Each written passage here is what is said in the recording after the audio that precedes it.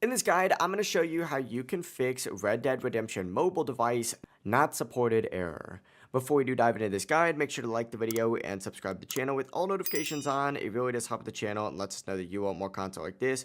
We'd greatly appreciate it, and if at any point throughout this guide you did have any questions, just ask them down in the comment section below and we can help you out further. I'm going to be doing my best to reply to every single comment down there. But first things first, the reason that you may be getting this error in the first place is because your device may not meet the requirements. For an iPhone, you need to have iOS 18 or later, and for an Android, you got to check the Play Store for compatibility. Now, if your device isn't updated, what you're going to want to do is back out of any program that you're on, open up the settings app, and go specifically down into the general setting where you're going to see a software update tab. Go ahead and select this. On your Android, update your settings and install the latest version. Once you are updated, and you're going to see an option to update now, all you need to do is just back out of this section and open up the App Store and just search for RDR or Red Dead Redemption, and then scroll down and you'll be able to go ahead and install it.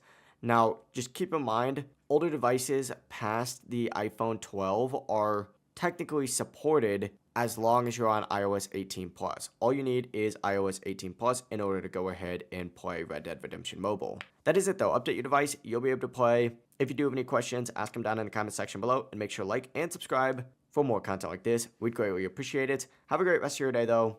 Peace.